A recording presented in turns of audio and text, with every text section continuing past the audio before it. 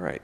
Over the past few years, I've been wondering about the extent to which members of our discipline are adopting new media into their work and some of the points of friction and resistance. And so inspired in part by the results of the Ithaca study you just heard about, I developed and distributed a survey to all of the faculty listed in the Directory of History Departments. It's about 12,000 faculty in all, to explore how this all fits together at the ground level. Thanks to a very generous response from over 4,100 historians, I think we can gain a useful perspective on many of the questions left open by the Ithaca survey. And as a starting point, I think should be pretty open about my interpretive take on this. In my 21 years at the AHA, I've seen, I feel, remarkable transformation in the discipline. 20 years ago, my CompuServe account served as the AHA's email address. And just 14 years ago, 70% of our members reported that they rarely or never read journals on the World Wide Web. And most said they had no interest in receiving either the AHR or perspectives online, an interesting contrast to Roger's findings there, I think. However, slowly, it is a move, and I think, and I should probably also admit that around the same time, 1995, 96, we had a new editor coming in at the American Historical Review, Mike Grossberg, who was deeply committed to print, and I remember at the time saying to him that, you're going to have to get ready because before your term is out, buddy, we're not going to be doing a print journal anymore. And he spent pretty much the next 10 years mocking me for having said that and is now happily in retirement from his days there. And of course, the survey pretty much proved what an idiot I was at that time. Anyway, so to provide a basic frame of reference, I classified the respondents from U.S. institutions, it's 4,182 in all, into 4 groups based on their my crunching down of their responses to a number of different questions, based on their self-described patterns of adoption and use of new media into their research and teaching. So the number of people I described as power users of the discipline is admittedly fairly small, about 4.3%. These folks said that they are quick to adopt and make significant use of multiple digital technologies in their work. But in addition to them, I think more than 2/3 of the faculty and history departments could easily be classified as what I describe as active users of new media. These historians said they regularly use online sources for their work, employ a variety of different technologies for their research and teaching, and tend to adopt new technologies with some regularity and by teaching themselves how to use them. Now, admittedly, there are still substantial numbers of historians who fit the traditional conservative stereotype. I classified almost a quarter of the respondents as passive users. These are folks who limit themselves primarily to using their computers as word processors and for occasional online searches, and rely heavily on others to teach them how to use new programs and technologies. And I identified a much smaller slice of historians, 2.4%, as technological avoiders. These respondents describe themselves as very reluctant users of new technologies, and while almost all of them used word processors and conducted occasional online searches, they tended to adopt new software only when pushed by someone else, either administrators, faculty, colleagues, or others. Now, as you might expect, there were significant generational differences between these groups, although not quite as large as the prevailing anecdotal wisdom might suggest. Half of the power users were under the age of 45, and about half of the passive users and avoiders were over the age of 55. But I find the relative evenness of the distribution of active users across the age cohorts fairly striking. While faculty members of the age of 65 were more likely to be grouped among the technologically ambivalent or hostile, as you can see here, there are significant numbers of younger historians who share their lack of enthusiasm for new media. And a friend of mine, as I was talking about this data just the other day, said, to me, I'm sort of seeing this glass half full. He said, maybe when you look at this data, you can actually say one of the problems we have as a discipline is that we're actually attracting the folks who aren't interested in the technology and who are coming from these other disciplines. And perhaps I should look at the sort of heavy level of ambivalence among the 36 to 45 group as perhaps something that reflects a longer-term concern, perhaps, for the discipline. So I should note that there was very little variation among the other demographic markers used in the survey, which included geographic fields of specialization, types of employing institution, and gender. Age was the only factor that seemed to play a significant role in determining someone's attitude towards new media, and it was clearly not very decisive. So to provide a better sense of which technologies are finding their way into historical practice, I asked about a range of different tools and software that they use in their research and teaching.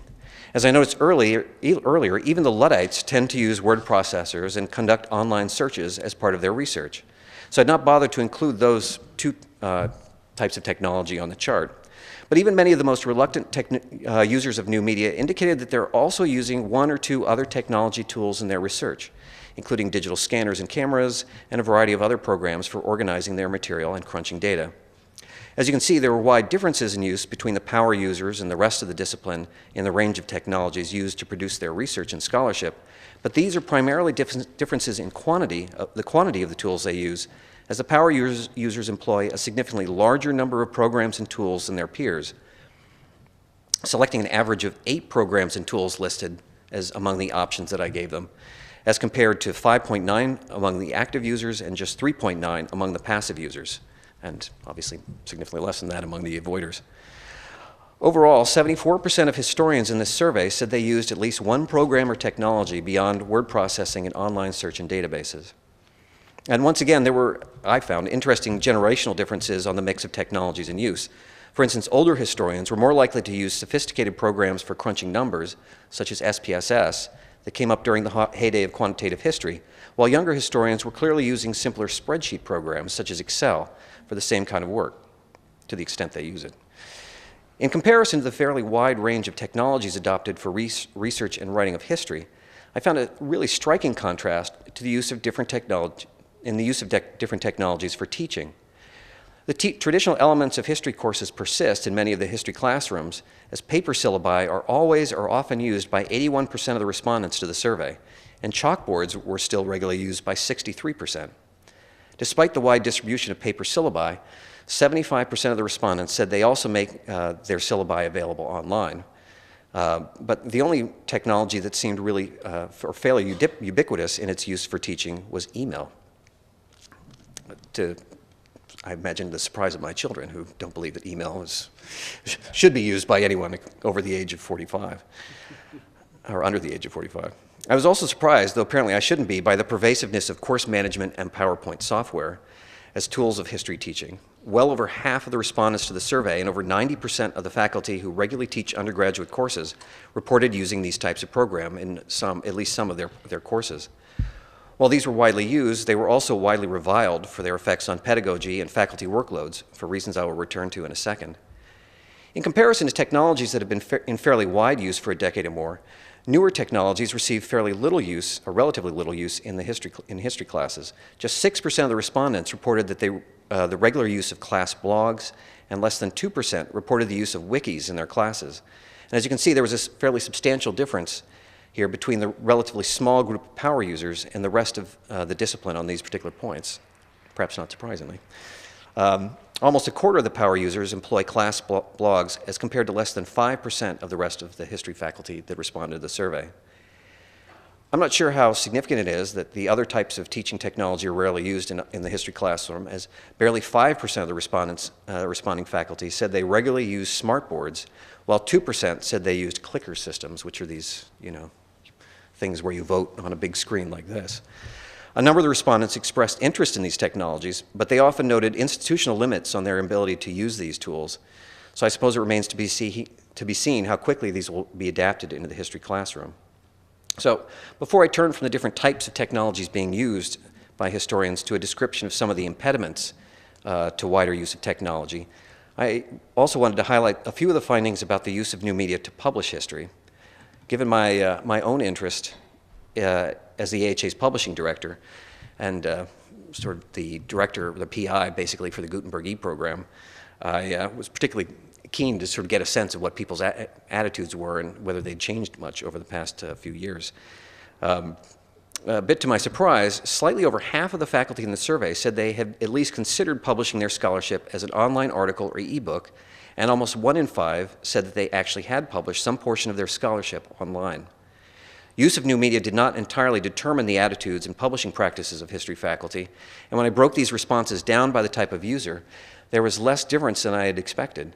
At the two extremes of our classifications, 21% of the power users said they had not considered publishing their scholarship online, while a significant portion, 34%, of the technological avoiders expressed some interest in online publishing, and 12% of these avoiders said they actually felt that they had published some of their scholarship online. Interestingly, there was very little difference among the different age cohorts on these two questions.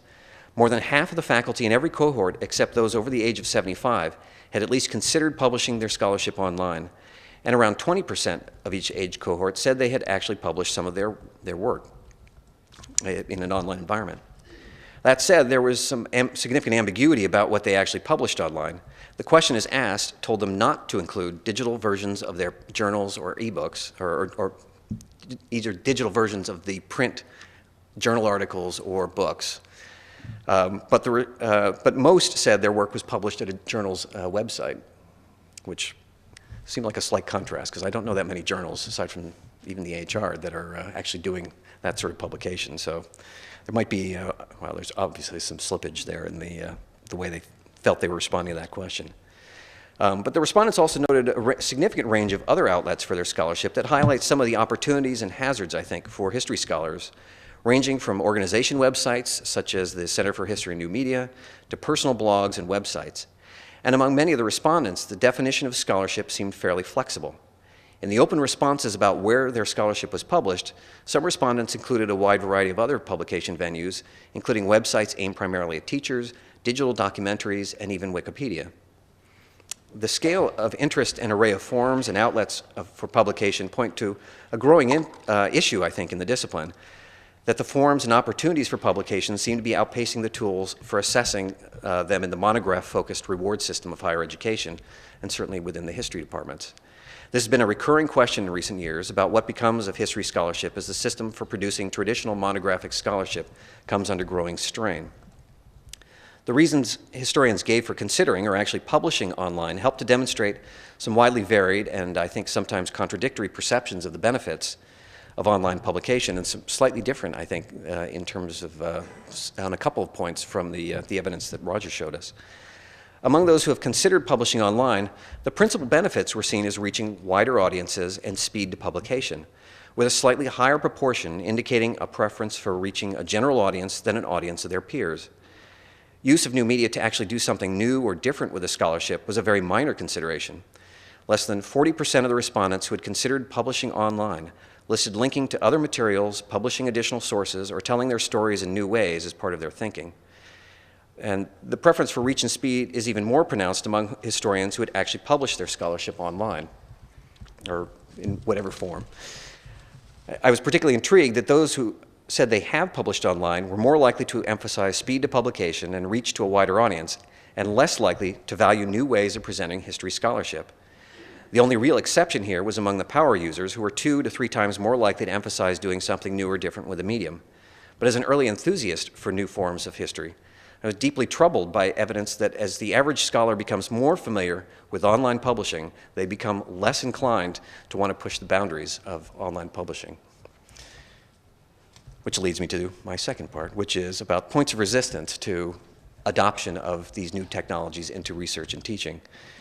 In addition to getting a better grasp of the range and types of technologies being used in the discipline, this survey was designed to provide a better measure of the points of resistance and friction that are discouraging and preventing historians from adopting new technologies into their work. There was a striking contrast between the adoption of new media for research and writing on the one hand, and the use of these media or different types of media for teaching. And the historians were almost twice as likely to voice concerns or objections about the use of new media in the history classroom as they were for research and writing.